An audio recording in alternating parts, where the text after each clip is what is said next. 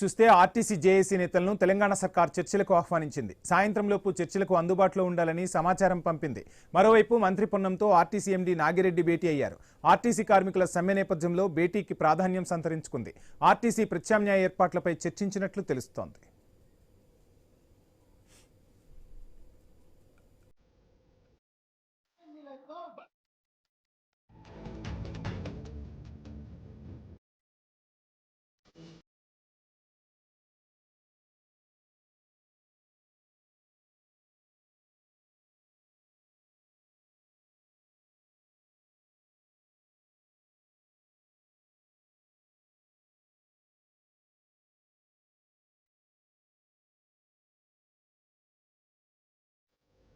RTC JAC నేతలను తెలంగాణ సర్కార్ చర్చలకు ఆహ్వానించింది. సాయంత్రంలోపు చర్చలకు అందుబాటులో ఉండాలని సమాచారం పంపించింది.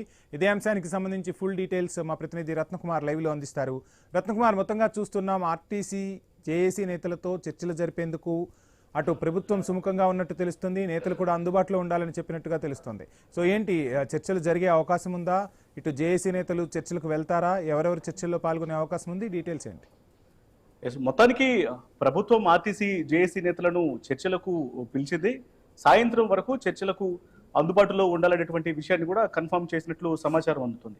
ఇప్పటికే జేఏసీ నేతలు ఆర్టీసీ కార్మికుల యొక్క సమస్యలను పరిష్కరించాలి అనే విషయానికి సంబంధించి కొద్దిసేపటి క్రితమే మీడియాతో మాట్లాడుతూ వారి యొక్క డిమాండ్స్ పైన గత కొంతకాలం నుంచి ఎదుర్కొన్నటువంటి సమస్యలకు సంబంధించి కూడా ఒక స్పష్టమైనటువంటి వివరాలను అందించారు. అందులో ముఖ్యంగా 32 డిమాండ్లను ఈ ప్రభుత్వం ఏర్పాటైన దగ్గర నుంచి ఈ డిమాండ్లు అనేవి పెండింగ్ లో ఉన్నాయి.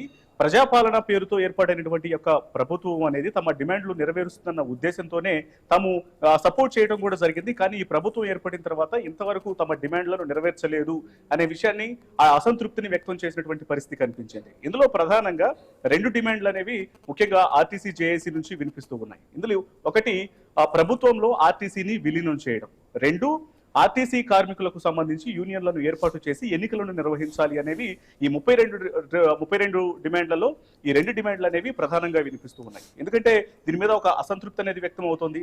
100 కోట్ల నష్టంలో ఉన్నటువంటి మెట్రోను ప్రభుత్వం నడిపించేందుకు ముందుకు వచ్చింది. కానీ ఆర్టీసీని గత ప్రభుత్వంలో ఇప్పటికే ఆర్టీసీని ప్రభుత్వంలోకి విలీనం చేయాలన్నటువంటి వ్యవహారానికి సంబంధించి కొంత స్ట్రీమ్ లైన్ ప్రాసెస్ అనేది కూడా నడిచింది. ఈ సందర్భంలో ఈ ప్రభుత్వం వచ్చిన తర్వాత కనీసం దానికి సంబంధించి పునరాలోచన కూడా చేయలేదు, తమ డిమాండ్లను ఏమాత్రం నెరవేర్చట్లేదు అన్న ఉద్దేశంతో ఇవాళ అర్ధరాత్రి నుంచే తాము సమ్మె చేయబోతున్నాము అనే విషయాన్ని ఆర్టీసీ జేఏసీ నేతలు చాలా స్పష్టంగా తెలియజేశారు. ఇవాళ 12 గంటల అంటే అర్ధరాత్రి 12 గంటల తర్వాత ఒక్క బస్సు కూడా నడవదు. తమ డిమాండ్లు నెరవేరే వరకు ఖచ్చితంగా ఆర్టీసీ జేఏసీ నేతలతో పాటు నాన్ జేఏసీ నేతలు ప్రతి ఒక్కళ్ళు కూడా ఈ యొక్క సమ్మెలో పాల్గొంటారు అనే విషయానికి సంబంధించి కూడా ఒక స్పష్టత అయితే ఇచ్చారు. అయితే దీనికంటే ముందు రవాణా శాఖ మంత్రి పొన్నం ప్రభాకర్ కూడా మాట్లాడటం జరిగింది. ఒక బహిరంగ సభలో ఆయన మాట్లాడుతూ గుండెల్లో పెట్టుకొని చూసుకుంటున్నాం కార్మికులను, కొంతమంది వీరి వెనుక ఉండి కుట్ర పన్నుతున్నారు అనేటువంటి ఆరోపణలు చేయడం జరిగింది. ఆ వేరే వాళ్ళ మాటలు నమ్మొద్దు, సమస్యలకు సంబంధించి కూడా పరిష్కారం చేస్తామనేటువంటి వ్యవహారం మీద మాట్లాడిన తర్వాత వాటికి బదులిస్తూ ఆర్టీసీ జేఏసీ నేతలు కూడా చాలా క్లియర్ గా తెలియజేశారు. ఇది మీరు చెప్పినట్టుగా మనం గతంలో కూడా ఆర్టీసీ కార్మికుల సమ్మె చూసాం. గత ప్రభుత్వంలో సుదీర్ఘంగా సమ్మె సాగింది, ఆ తర్వాత ప్రభుత్వం సానుకూలంగా స్పందించిన పరిస్థితి. సో ఇప్పుడు కూడా ప్రభుత్వం సానుకూలంగా ముందే స్పందించే అవకాశాలు ఉన్నాయా? ఆర్టీసీ కార్మికులు సమ్మె బాట పట్టబోతున్నారా? ఒకవైపు రవాణా మొత్తం, అంటే ఇప్పుడు వేసవి సీజన్, సో రవాణా మొత్తం ఒక్కసారిగా స్తంభించిపోతుంది. సో ఈ నేపథ్యంలో ప్రభుత్వం అసలు ఎటువంటి చర్చలు జరపబోతుంది? ఏ విధంగా ఆర్టీసీ కార్మికులను అదేవిధంగా జేఏసీ నేతలను ఒప్పించే ప్రయత్నం చేస్తుంది? వాస్తవానికి ఇప్పటికే ఆర్టీసీ జేఏసీ నేతలు చాలా క్లియర్గా ఉన్నారు. ఇవాళ అర్ధరాత్రి నుంచి ఖచ్చితంగా సమ్మె అనేది ఉంటుంది, తమ డిమాండ్స్ నెరవేర్చేంత వరకు కూడా సమ్మె అనేది చేస్తాము అనే విషయాన్ని వాళ్ళు కుండబద్దలు కొట్టినట్టు చెప్పారు. అయితే ఇందులో ప్రభుత్వం వైపు నుంచి రవాణా శాఖ మంత్రి ఇచ్చినటువంటి కొన్ని విషయాల్లో దాదాపు ప్రతిరోజు 65 లక్షల మందిని ట్రాన్స్పోర్టేషన్ చేస్తూ ఉన్నాము. అందులో 45 లక్షల మంది మహిళలు ఉచితంగా ప్రయాణం చేస్తున్నారు. ఎంత నష్టం ఉన్నా సరే ప్రభుత్వం భరాయిస్తూ ఆర్టీసీకి ఇబ్బంది లేకుండా ముందుకు తీసుకెళ్తోంది.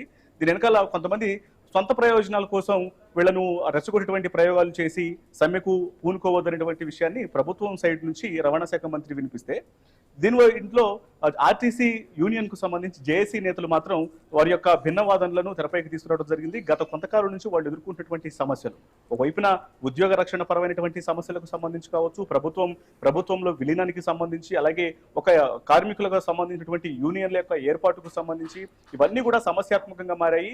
ప్రభుత్వం ఏర్పాటై 2 ఏళ్లు దాటిపోయినప్పటికీ కూడా ఇప్పటివరకు ఆ సమస్యలు పరిష్కారం కాలేదు. కాబట్టి ఖచ్చితంగా సమ్మెలో పాల్గొంటామనేటువంటి విషయాన్ని తెలియజేసింది. ఇక సాయంత్రం వరకు సమయం ఇవ్వడంతో ఇప్పటికే ప్రభుత్వం చాలా స్పష్టంగా సాయంత్రం వరకు చర్చలకు సిద్ధంగా ఉండాలి అనేటువంటి విషయాన్ని కూడా తెలియజేసినట్లు సమాచారం అందుతోంది.